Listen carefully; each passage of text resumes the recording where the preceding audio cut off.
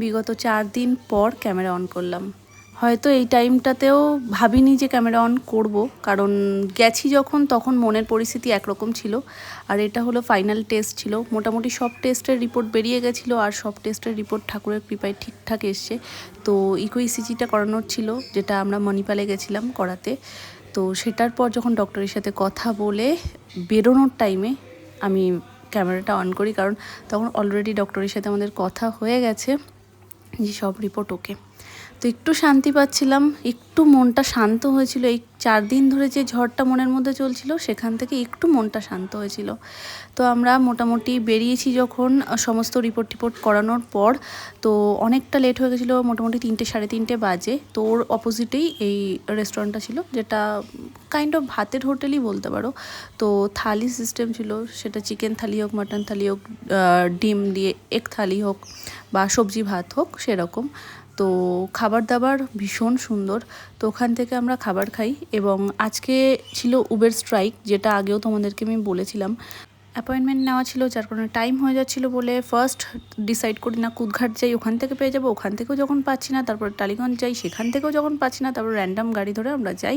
এবং ফেরার সময়ও র্যান্ডাম ওরকমভাবেই আসতে হয়েছে। তো খাবার দাবার দিয়ে দিয়েছি, আর বাবা ছিল নিরামিষ, তো বাবা নিয়ে নিয়েছিল নিরামিষ থালি। সেদিন এটুকুই শ্যুট করেছিলাম, তো শেয়ার করে দিলাম। চলো আজকে ফেরা যাক।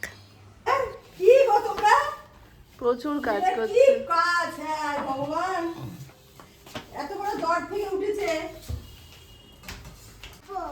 কি দিদিভাইকে ধরে নিয়ে গেছে?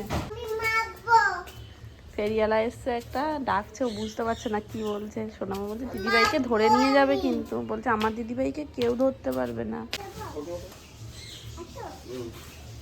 না না, এখন পারবে না, এখন পারবে না। না মা থাক, তুমি সাহস না পেলে এখন উঠো না মা গো। ওদিক থেকে ওঠো, এদিক থেকে বেশি খাড়াই, ওদিক থেকে ওঠো। হ্যাঁ ওদিক থেকে পারবে। হ্যাঁ বাড়ি ভর্তি সব পেশেন্ট। এই হচ্ছে পেশেন্টের টিফিন, ঘুগনি, রুটি, ডিম সিদ্ধ, বেগুন ভাজা হয়েছিল। এই ছোট্ট বেগুন ভাজাটা নিয়েছি, এখন কিছুই খেতে ইচ্ছা করছে না। এক গাদা ওষুধ, তো ওষুধ খাওয়ার জন্য পর্যাপ্ত খাবারটাও খেতে হবে।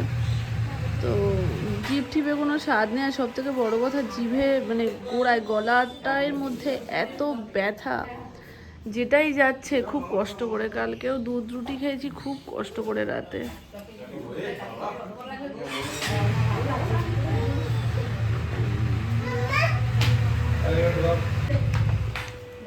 দাও দাও, বলে বাবালে গপুদাদা খাবে তো।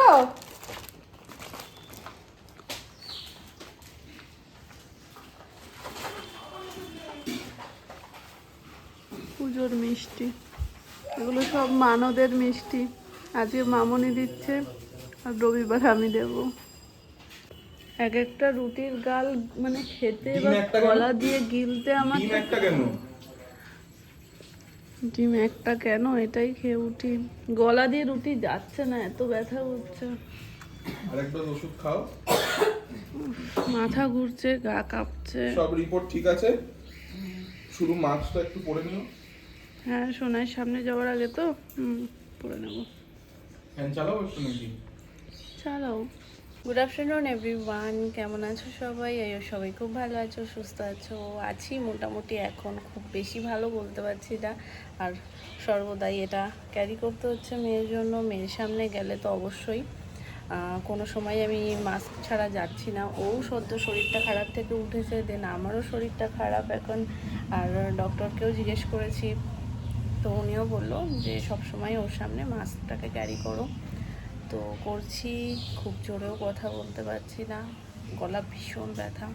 কিছু সেরকম খাবারও যে খাচ্ছি খুব কষ্ট করে খাচ্ছি, ব্যথা এতই গলা থেকে গেলে না পুরো মাথা নাড়িয়ে দিচ্ছে, এত ব্যথা লাগছে। বিশেষ করে রুটি টুটি তো খেতেই পারছি না। সকালবেলাও রুটিটা যে নিলাম, সেই খাবারটুকু গেল না, মানে একটা রুটি খুব কষ্টে খেয়েছি, আর একটা দিয়ে 2-3 গাল খেয়েছি, ব্যাস আর খেতে পারছি না, এত কষ্ট হচ্ছে।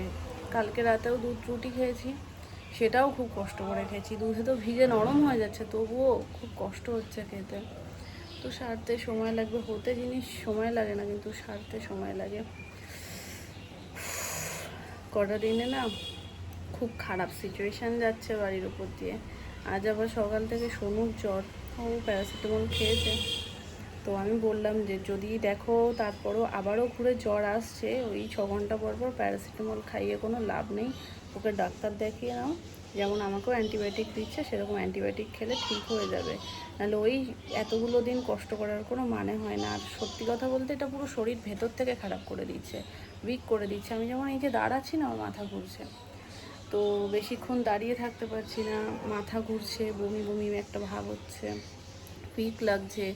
কারণ এই যে এখনও আমি দাঁড়িয়ে আছি, আমার ঘাম দিচ্ছে প্রচণ্ড পরিমাণে, তো ঘাম হচ্ছে, আবার পাখা জোরে দিলে ঠান্ডা লাগছে, গায়ে কাটা দিচ্ছে। কাল থেকে এরকমই ওয়েদার যাচ্ছে, আর এখন তো বৃষ্টিও নেমে গেছে। এই বৃষ্টি 2-1 মিনিটের জন্য রোদ, এই দুই মিলে মানে আরও মানুষের শরীর খারাপ হয়ে যাচ্ছে। শিগগিরই ও ঘরে চলো, বা আমরা কালারগুলো তো সব হাতে নিয়ে চলে এসছো, তাহলে কালারগুলো করে ওই দাদু করে নিক সব। Tata tata. তোমার কাছে ওখানে আরো আছে, আছে আছে, আমরা করছি হ্যাঁ কালার। টাটা। দাদুও আছে ওখানে, আমরা করছি কালার, ঠিক আছে। টাটা। কটা খাবে? চারটা।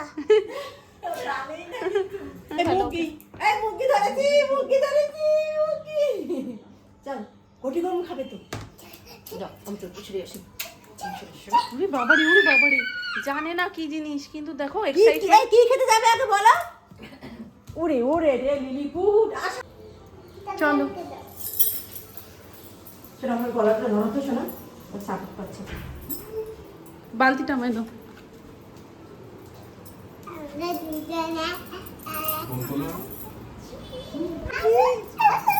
তুমি কোনোদিন দেখেছো ঘটি গরম কি?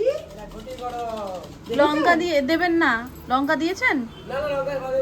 হুম। হ্যাঁ লঙ্কা বাদে।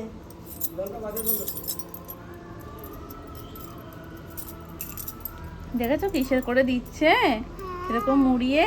তুমি খাবা?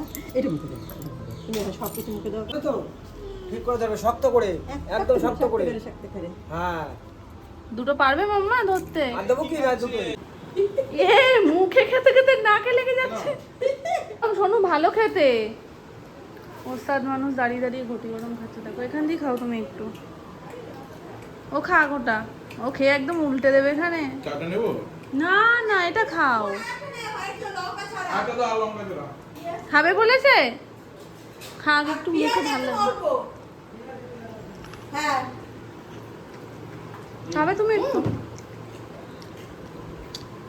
অন্য কিছুতে টেস্ট লাগছে না, কিন্তু লঙ্কা ছাড়া কেন কি, লঙ্কা অন্য সময় দিয়ে ভালো লাগে খেতে, কিন্তু এখন না, এই জ্বরটা হয়ে যাওয়ার পর থেকে সাধারণ জিনিস যেটাতে হয়তো কোনো ঝাল নেই সেটাও ঝাল লাগছে। এই সময় সব কিছু মুখে ভালো লাগে না, কিন্তু কিছু কিছু জিনিস আছে যেমন খেলে মনে হয় কি একটু রুচিতে লাগে। ঘটি গরমটা বেশ ভালো লাগছে, আর গরম গরম বাইরে বৃষ্টিও পড়ছে। ঐতিহ্য বজায় রেখে প্রত্যেকবার সোনু ঠান্ডা লাগায়, তারপরে ওর পরে আমার লাগে। আর এইবার আমার জ্বর এসছে, আমি ডাক্তার দেখিয়ে এসেছি কালকে, ওর আজকে সকাল থেকে জ্বর, কিন্তু ওর সাথে আমার দেখাই হয়নি। ও আবার এক্ষুনি গিয়ে ডাক্তার দেখিয়ে আসলো, যাকে আমি কালকে দেখিয়েছি ওনাকেই দেখিয়ে এসছে। কী কী ওষুধ দিয়েছে দেখেছো? এনে প্রেসক্রিপশন দিয়ে দিয়েছো? সেমই হবে ওষুধগুলো। এই জল না, এই তো তোমার তো জল এই যে, তো তোমার শুধু বেরাবে একটার পর একটা।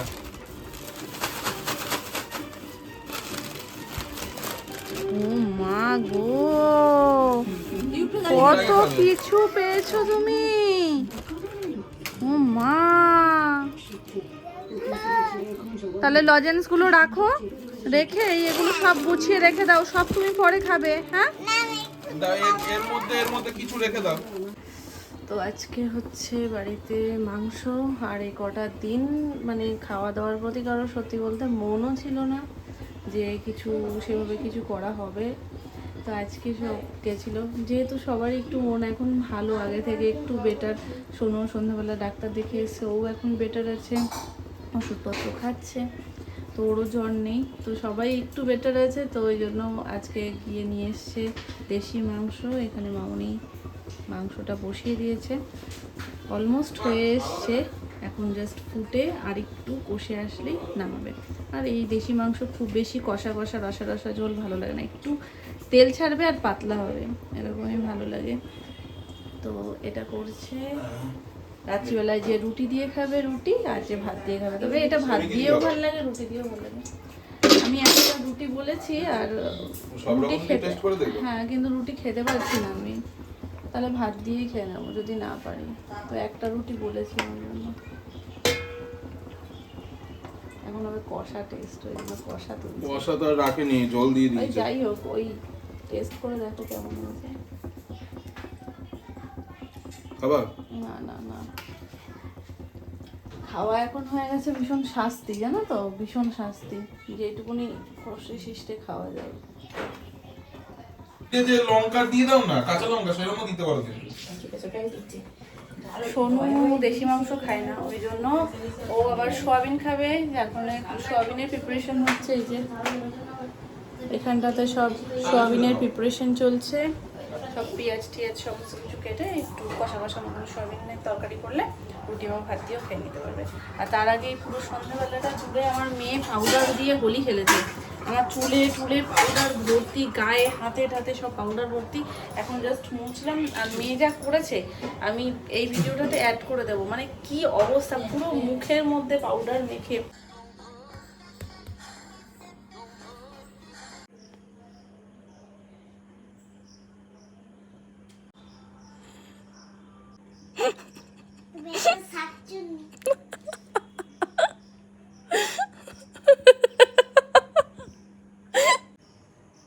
শান্তি, খুব সুন্দর লাগছে। আমি করো না মামা, মামা নাকে মুখে ঢুকে যাচ্ছে এবার কিন্তু। একদিকে রাগও হচ্ছে, বারণও করছি, একদিকে হাসিও পাচ্ছে। ছোটবেলাটা কেটে গেলে এই জিনিসগুলো আর আমরা চাইলেও পাবো না। না বুঝেই মিষ্টি মিষ্টি কাণ্ড কারখানাগুলোই না সারা জীবন স্মৃতি হয়ে থেকে যায়।